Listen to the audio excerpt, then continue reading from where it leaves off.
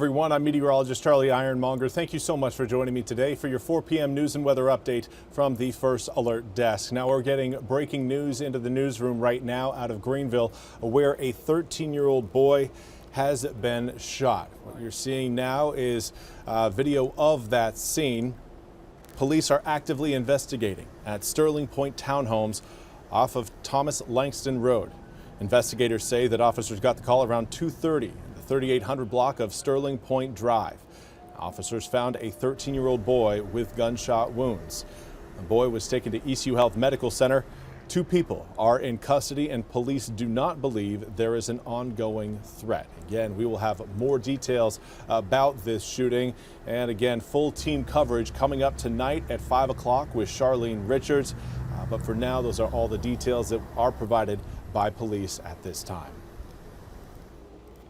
Now, of course, we also want to highlight your weather forecast. It's going to be another very hot day tomorrow. In fact, tomorrow is going to be hotter than it was today. The First Alert weather days will start on Saturday morning and will go all the way through at least Wednesday because of the dangerous heat that will be present across eastern North Carolina.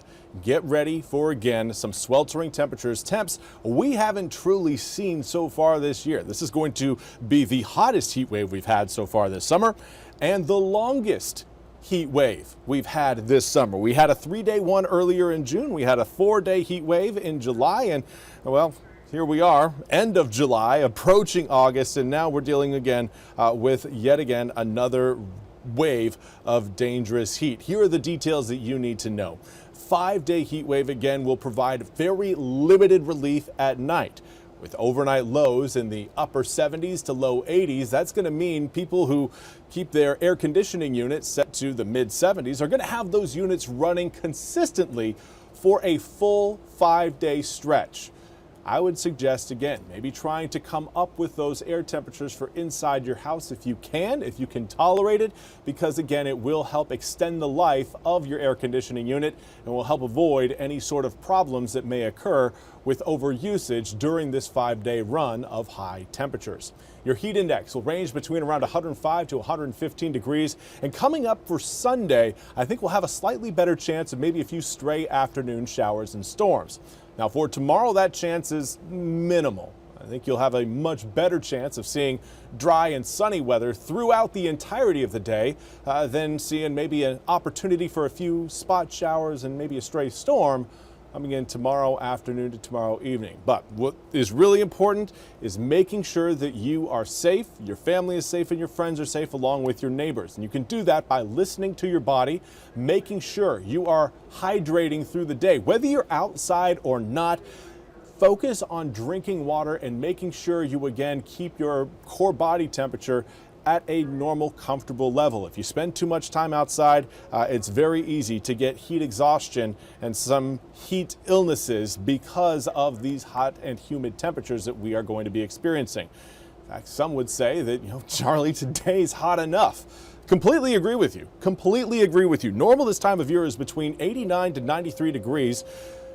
Higher end of that spectrum for more inland areas, lower end of that spectrum, a little bit closer to the water. But most of eastern North Carolina right now, with your air temperatures already above that range. We're looking at around 94, 95 degrees across a good portion of eastern North Carolina. When you factor in the humidity as well, we are feeling like we're in the triple digits pretty much throughout the area, save for the northern Outer Banks. It is hot, it is humid, and it is going to stay hot and humid all the way through the weekend and into next week. In fact, the National Weather Service has issued an extreme heat warning for all areas shaded in pink. That is the majority of eastern North Carolina, save for those of you watching on the north side of the Albemarle Sound, along with Bertie, Northampton, Hertford, and Gates counties. Now, this is just going to be a very hot stretch of weather brought in by a high pressure system that will keep winds in check. Certainly your wind speeds in check. We will see more of a southwesterly wind flow, but when we zoom the picture out, again, some areas down to the south or southwest across the Gulf Coast are seeing plenty of rain. Unfortunately, we are not going to be seeing any of that type of moisture anytime soon. That would have helped us out substantially over the weekend. Unfortunately, this is what we're going to be faced with as we head through Saturday and Sunday, and that is mostly sunny skies. Maybe a few fair weather cumulus clouds out there, but certainly nothing that's going to be stopping those air temperatures from climbing. 85 degrees by the time we reach 9 a.m. tomorrow, 94 by noon, and then we head into the afternoon where we'll likely see air temperatures rise into the mid to upper 90s. Coming up for the coast will be a little bit cooler, looking at 85 degrees at 9 a.m., 90 degrees at noon, 91 by 3. So it's going to be a very popular place to be along the coast. Rightfully so, but make sure, just because your air temperatures are a little bit cooler on the coast does not mean the sand is cooler. In fact, the sand will be hotter. Make sure you wear either sandals, Crocs, something to protect the soles of your feet as you get from the car or the parking lot to the actual beach and the actual coast. That sand is going to be scorching. Now, as we make our way through your Saturday and Sunday, we will see an opportunity for maybe a few spot showers here and there, but I think the chance is going to be a little bit more subdued than I think what many people will want. Here's a look at your Saturday evening, and again, some pop-up showers and storms certainly a possibility, but they will fade as we head later and later into the evening. So again, some areas will receive a nice little cool down. Others will miss out. Then Sunday, it is rinse and repeat with the heat. 99 degrees coming up for Saturday, 99 again on Sunday, 99 on Monday. Sunday will feature a slightly better chance of some showers and storms, but also note your overnight lows staying in the upper 70s. That will make the upper 90s feel like we're between around 107 to 115 degrees throughout the next 5 days. The relief that is coming up has yet to truly form. It's a cold front that will be developing on the eastern side of the Rocky Mountains, kind of right around the Denver area in Colorado. That's where that low pressure system will start to get going, and then it will pull some of that cooler and drier air off of the Rockies and potentially into eastern North Carolina as we head into your Friday and Saturday of the upcoming weekend. Overnight lows dropping from the upper 70s to the upper 60s is very encouraging to see.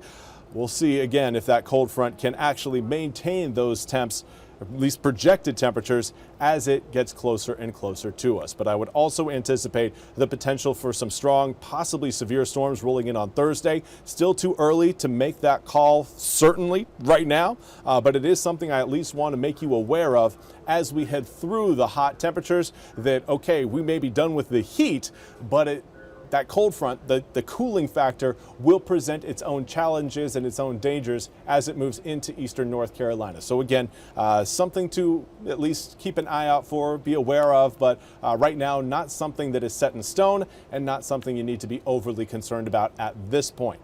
Be more concerned about the heat and the humidity and making sure you and your family can stay cool during this at least 5-day stretch of very hot weather. That's all we have time for today's 4 p.m. news and weather update from the First Alert Desk. Again, for those of you just joining us, do want to let you know that we will be having more details from Charlene Richards, our WITN reporter, who is at the scene of that shooting involving a 13-year-old boy. We'll have more details on that coming up in our 5 o'clock show. Until then, I hope you all have a wonderful weekend. We'll see you back here on the First Alert Desk starting Monday morning at 7:10 a.m. with Jim and Gigi. Till then, enjoy the weekend. Try to stay cool.